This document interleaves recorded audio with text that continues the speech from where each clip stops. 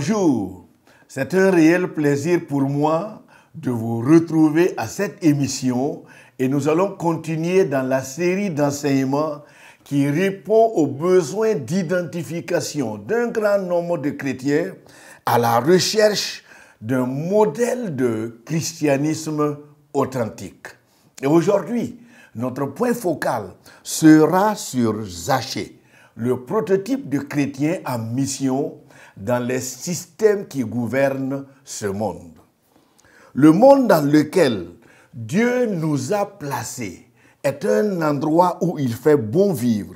Et comme il avait demandé à Adam d'entretenir le monde, ce monde-là par le travail, l'homme avait la responsabilité de produire des résultats qui honorent Dieu. Adam a accompli sa mission en son temps. Et aujourd'hui, il nous revient, nous aussi, de faire nos preuves.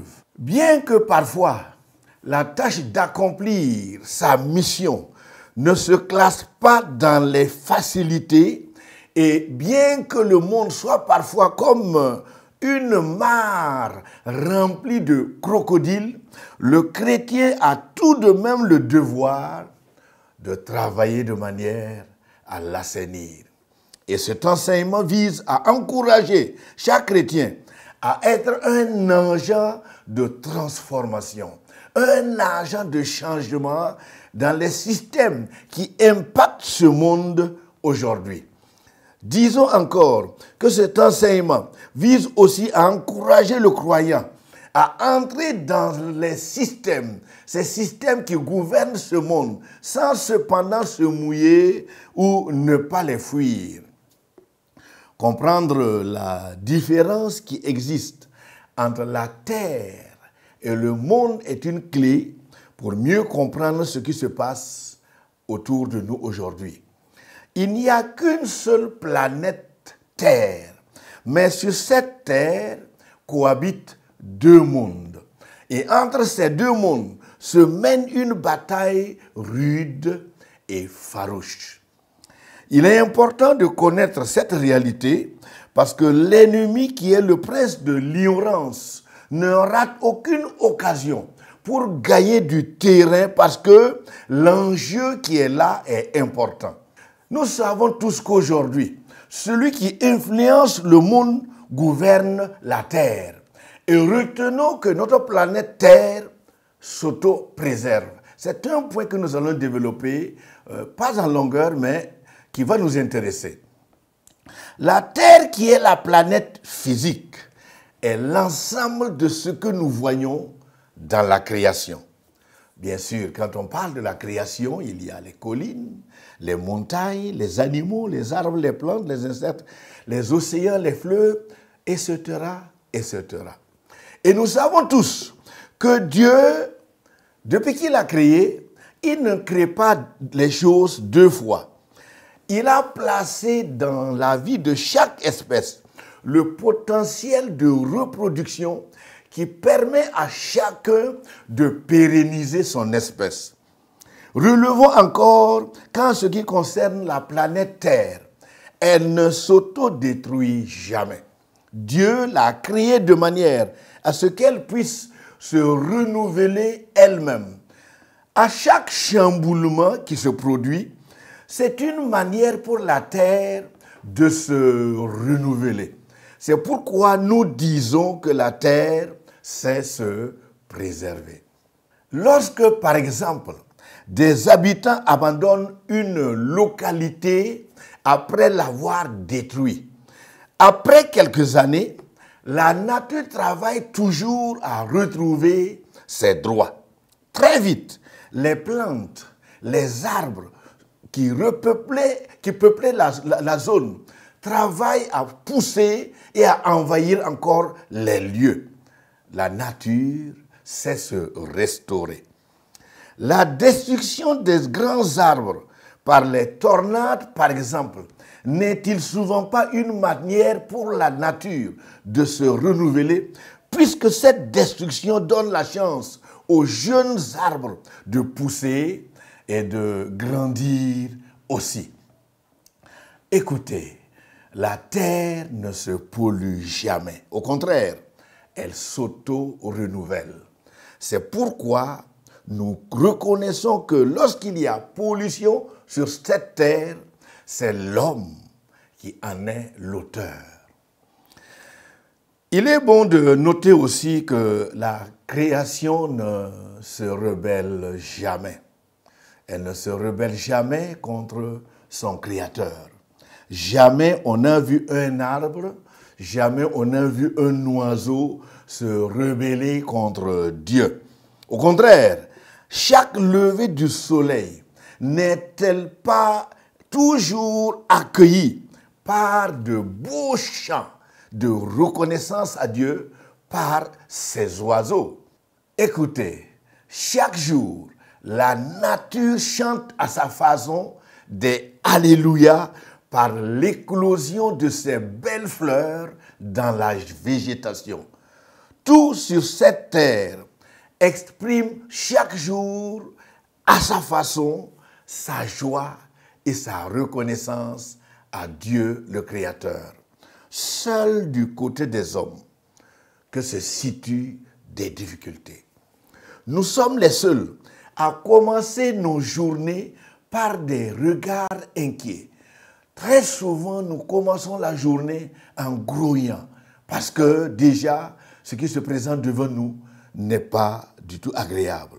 Relevons aussi que la planète Terre est souvent victime de la rébellion de l'homme. Le fait d'avoir choisi de ne pas obéir à Dieu est d'ailleurs l'expression de cette rébellion. En d'autres termes, la création crie et soupire à cause de l'homme qui la malmène. Ce qu'il ne faut pas perdre de vue, c'est que deux mondes cohabitent actuellement sur cette terre. Et il est de l'intérêt de notre génération de savoir que les deux systèmes de gouvernance de ces deux royaumes s'opposent fortement.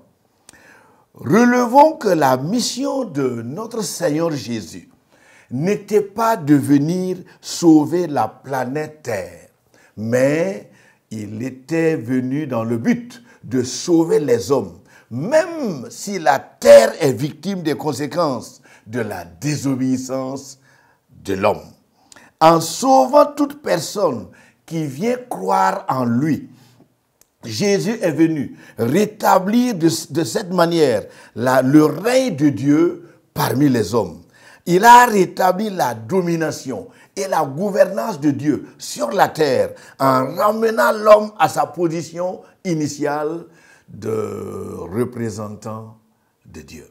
C'est pourquoi déjà au tout début de son ministère, Jésus informe à tous que le règne de Dieu est rétabli sur la terre. Jean-Baptiste a annoncé la venue prochaine de ce royaume et le Seigneur Jésus à sa venue l'a proclamé. Voyons maintenant dans le mot monde, pourquoi est-on parvenu à dégager plusieurs concepts et dire que plusieurs mondes gouvernent la terre actuellement. C'est le monde qui contrôle les systèmes qui gouvernent la terre. En fait, le mot monde dans le Nouveau Testament se réfère à un système de gouvernance ou à un système de domination. Et c'est là que se situe la bataille qui a lieu actuellement sur cette terre. Nul n'ignore que celui qui contrôle les systèmes gouverne aussi ce monde. Relevons que le système de gouvernance dont il est question dans le Nouveau Testament ne concerne pas les politiciens dans les différents pays. Pour permettre une bonne compréhension, nous voyons que dans le concept nommé système se dégage par exemple le système monétaire, le système bancaire, le système politique, le système éducatif, etc., etc. Ce sont tous ces systèmes qui nous contrôlent aujourd'hui Et en d'autres termes, lorsque l'on parle par exemple du monde économique ou du monde politique, voici entre autres les systèmes qui nous gouvernent et qui nous contrôlent. Ceci ne justifie-t-il pas la stratégie qu'applique le diable, notre ennemi, partout aujourd'hui? Il sait que contrôler le monde des médias, par exemple, c'est contrôler aussi le monde politique, c'est contrôler le monde de l'argent, c'est contrôler le monde de l'éducation. Et finalement, celui qui contrôle tout ce que nous venons de citer, bien sûr, comme nous l'avons déjà dit, nous répétons, cette personne contrôle le monde. Ce n'est pas mal d'interpeller le monde chrétien à ouvrir les yeux sur ce qui se passe réellement autour de lui. Certes, avoir de bons effectifs dans certaines églises est ce qui est souhaité. Mais quelle stratégie avons-nous pour affronter la mauvaise relation avec Dieu qui s'installe chaque jour avec force dans nos milieux? Que faisons-nous pour endiguer ce que Dieu n'aime pas et qui ne fait que gagner du terrain chaque jour? Devant les crimes qui se multiplient, devant les divorces, devant la montée de l'infidélité par exemple, devant la montée de l'adultère et face à la pauvreté humiliante qui se généralise, où sommes-nous face à ces fléaux provoqués bien sûr par le monde des ténèbres? Les décibels que nous produisons lors de nos grandes rencontres peuvent-ils effrayer et éloigner loin de nous le diable? Ce n'est pas possible. Écoutez, la multitude des gens qui assistent à nos différentes rencontres inquiète-t-elle le diable? D'ailleurs, ne nous trompons pas.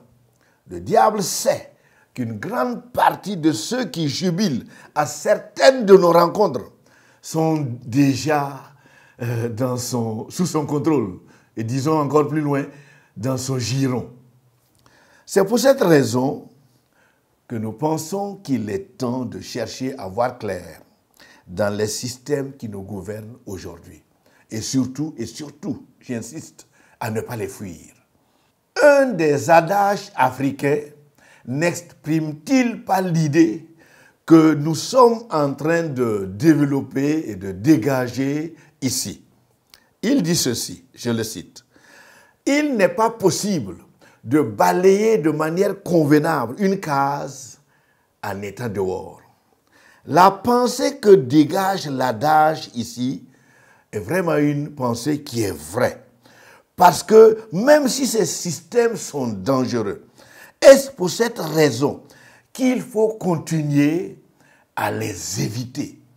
D'ailleurs, fuir ce milieu sans entreprendre des actions d'assainissement n'est-il pas une manière de dire ou une manière d'accepter notre défaite? C'est ce qui explique l'urgence aujourd'hui de renforcer l'infiltration de ces systèmes qui nous forment, ces systèmes qui nous gouvernent. Si nous n'impactons pas fortement le système éducatif, par exemple, si nous n'impactons pas, par exemple, le monde des médias, n'allons-nous pas continuer à être cruellement victimes aujourd'hui? Comment continuer d'éviter ces systèmes qui sont en place et connaître une expansion normale? D'ailleurs, nos familles se portent-elles bien? Nos enfants ne sont-ils pas déjà à la merci de ces systèmes? Il n'est donc pas normal de continuer d'éviter les systèmes dans lesquels nous sommes et qui, bien sûr, nous gouvernent et continuer à nous plaindre que les choses ne vont pas bien.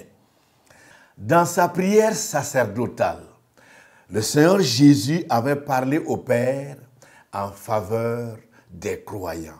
C'est dans l'évangile de Jean au chapitre 17, les versets 9 au verset 17, que nous avons cette prière. Lisons. C'est pour eux que je prie. je ne prie pas pour le monde, mais pour ceux que tu m'as donnés, parce qu'ils sont à toi. Et tout ce qui est à moi est à toi. Et ce qui est à toi est à moi. Et je suis glorifié en eux. Je ne suis plus dans le monde, et ils sont dans le monde. Et je vais à toi, Père Saint, garde en ton nom ceux que tu m'as donnés, afin qu'ils soient un comme nous. Verset 15. Je ne te prie pas de les ôter du monde, mais de les préserver du mal. Ils ne sont pas du monde, comme moi je ne suis pas du monde. Verset 17. Sanctifie-les par ta vérité. Ta parole est la vérité. Comme tu m'as envoyé dans le monde, je les ai aussi envoyés dans le monde. Fin de lecture. Après lecture de ce texte, je vois que vous aurez constaté comme moi que nous sommes en train d'abandonner le monde à d'autres. Dans sa prière, il a dit, je ne suis plus dans le monde et ils sont dans le monde et je vais à toi, Père Saint, garde-les en ton nom. Il a dit encore au verset 15, et nous allons lire, je ne te prie pas de les ôter du monde, mais de les préserver du mal. Et il précise l'objet de la mission qu'il nous a confiée au verset 18. Et nous allons lire ça encore ensemble. Comme tu m'as envoyé dans le monde, je les ai aussi envoyés dans le monde. Allons-nous rester dans notre position d'observateur et continuer à être victimes de ces systèmes? Comment laisser les autres occuper le monde des médias? Pourquoi laisser les autres occuper le monde politique, le monde éducatif ou même ce monde économique? Et maintenant, rester dans notre coin et continuer à nous plaindre que rien ne va. Il est grand temps d'encourager les croyants à s'impliquer en acceptant occuper des postes politiques, occuper l'économie du pays, nous impliquer dans ce que produisent les médias et bien sûr dans divers domaines. Le moment n'est-il pas venu d'avoir plus d'acteurs qui impactent positivement le monde au lieu d'être dans les rangs des observateurs seulement? Ajoutons pour rassurer ceux et celles qui hésitent par peur de la corruption dans le monde qu'un système en lui-même n'est jamais corrompu. Ce sont des hommes corrompus qui pervertissent les systèmes.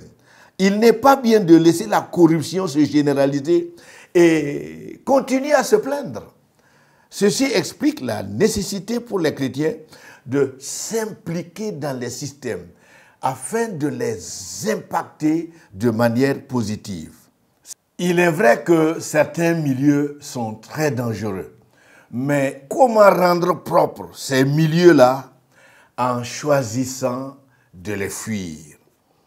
Ces milieux sont glissants et dangereux parce que ceux qui devraient les assainir n'y sont pas.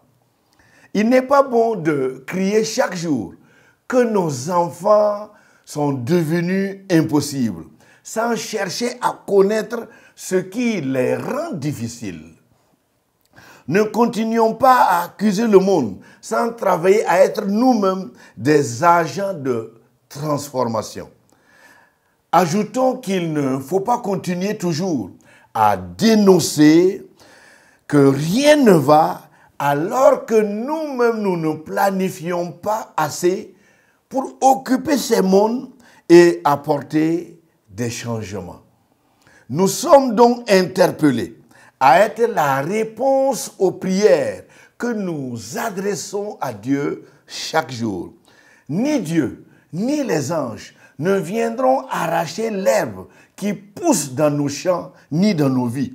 La responsabilité nous revient de travailler dans ses champs et de les assainir. Venons maintenant au point où le Seigneur Jésus avait touché directement au système politique et au système administratif de son temps en allant manger chez Zachée. Lisons le récit que donne Luc au chapitre 19, les versets 1 à 10, sur la mission insolite qu'il a entrepris chez Zachée. Lisons. Jésus étant entré dans Jéricho, traversant la ville, et voici un homme riche, appelé Zachée, chef des publicains, cherchait à voir qui était Jésus, mais il ne pouvait y parvenir à cause de la foule, car il était de petite taille. Le verset 4. Il courut en avant et monta sur un sycomore pour le voir, parce qu'il devait passer par là. Verset 5. Lorsque Jésus fut arrivé à cet endroit, il leva les yeux et lui dit, « Zachée, hâte-toi de descendre, car il faut que je demeure aujourd'hui dans ta maison. » Zachée se hâta de descendre et le reçut avec joie. Voyant cela, tous murmuraient et disaient, « Il est allé loger chez un homme pécheur. » Mais Zachée, se tenant devant lui, dit ceci, « Voici, Seigneur, je donne aux pauvres la moitié de mes biens. Et si j'ai fait tort de quelque chose à quelqu'un, je lui rends le quadruple. » Verset 9. Jésus lui dit, « Le salut est entré aujourd'hui dans cette maison, parce que celui-ci est aussi un fils d'Abraham. Car le Fils de l'homme est venu chercher et sauver ce qui était perdu. » Les contemporains de Zachée haïssaient vigoureusement tous ceux qui collaboraient avec le colonisateur. Surtout ceux qui avaient accepté d'intégrer le système comme collecteur de taxes.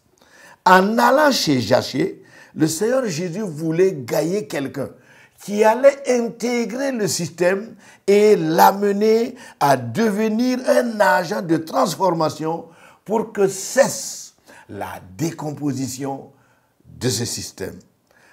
Par leur collaboration avec les Romains, les Zachées renforçaient à leur manière l'influence des Romains dans leurs exactions et bien sûr dans plusieurs autres actions qui n'étaient pas conformes.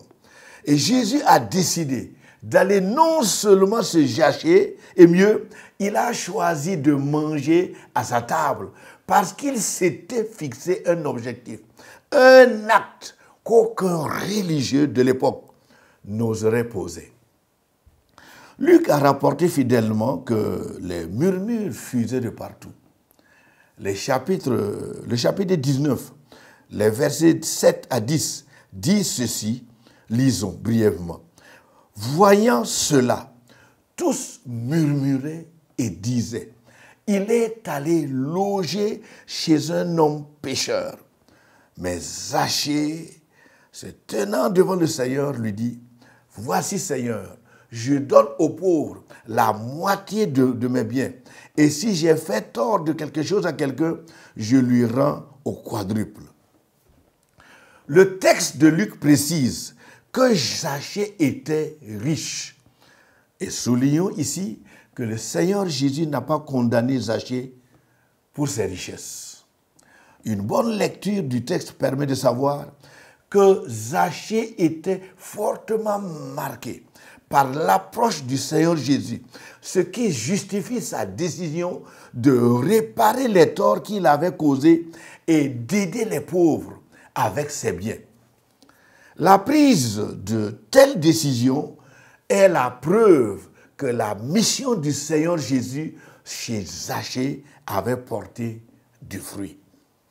Un autre élément qu'il est important pour nous de relever est que le Seigneur n'a pas demandé à Zachée de quitter son boulot. Ça, c'est très important. Il ne l'a pas demandé de quitter le système de gouvernance des Romains. cesser de collaborer avec les Romains n'était pas dans le plan du Seigneur Jésus, même si ses contemporains le voyaient d'un mauvais œil. Cela nous permet d'insister que le chrétien doit aussi rester dans ce monde, c'est-à-dire rester dans les systèmes, tout en veillant à ne pas jouer au caméléon. Prendre les couleurs des systèmes n'est jamais encouragé dans la parole de Dieu. Dans sa rédaction, Luc permet au lecteur de voir que le changement en Zachée a été profond et que désormais, il est devenu un agent qui allait travailler à assainir le système. Les chrétiens qui sont aujourd'hui dans plusieurs secteurs d'activité, sont-ils en train de jouer pleinement leur rôle de celle de la terre? L'exemple de Zachée est un exemple fort encourageant pour chaque croyant qui devrait normalement se laisser diriger par le Saint-Esprit.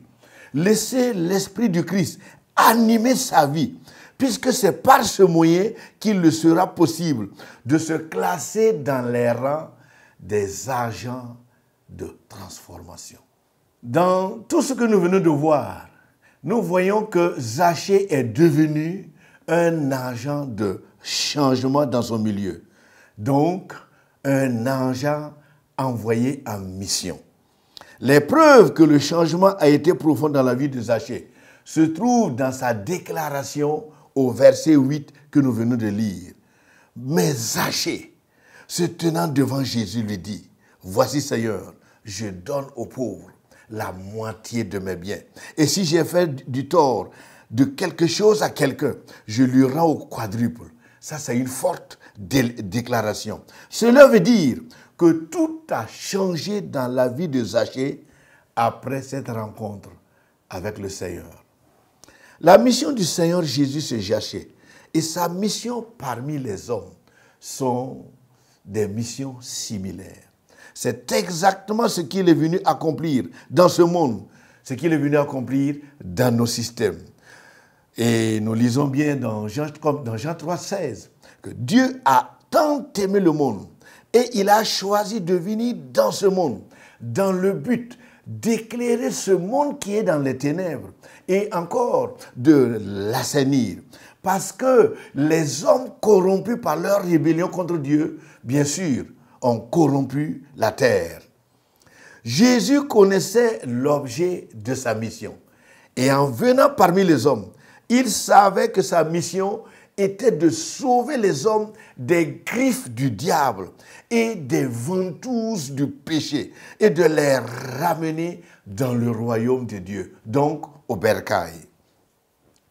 Avant de conclure, il serait bien de présenter quelques indices qui ont toujours caractérisé les agents de transformation, c'est-à-dire des agents comme Zachée avec pour mission d'impacter positivement leur entourage.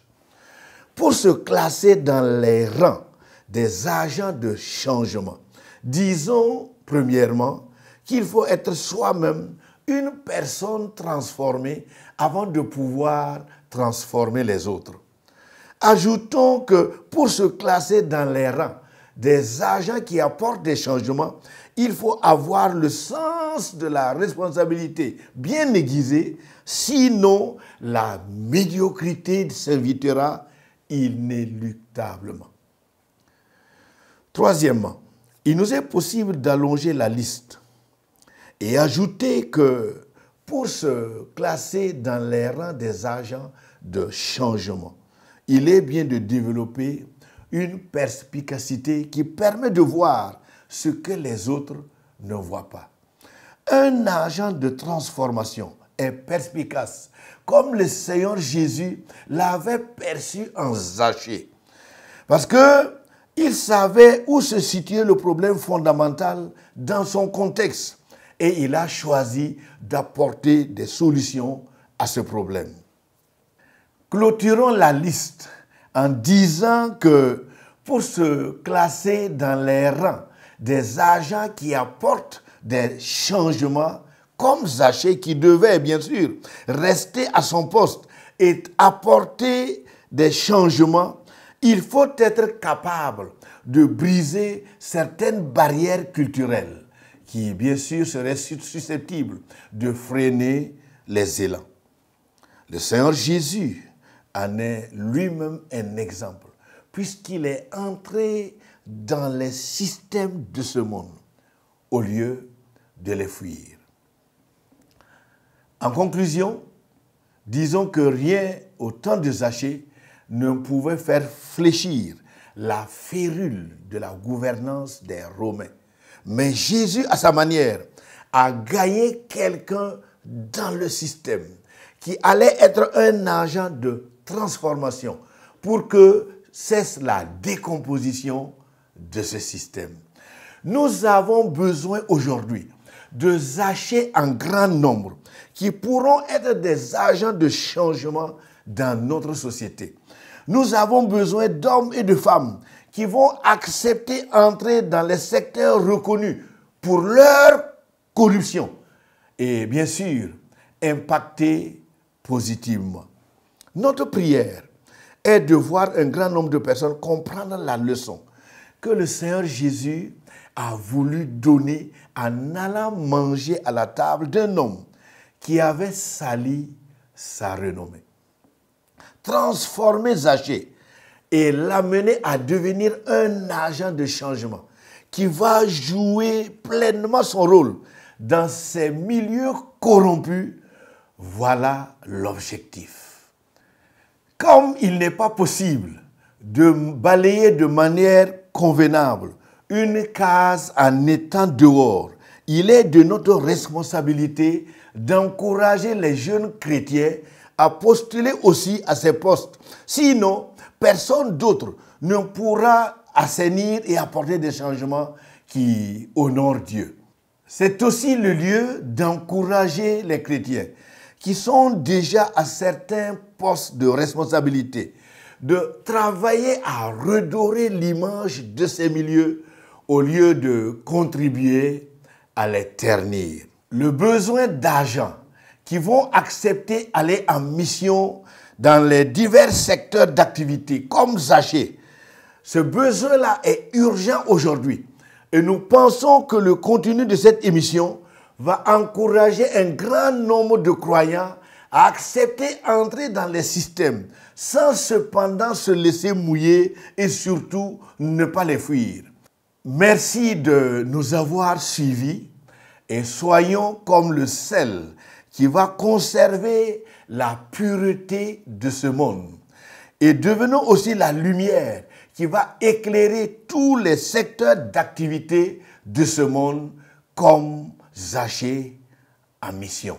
Que Dieu vous bénisse.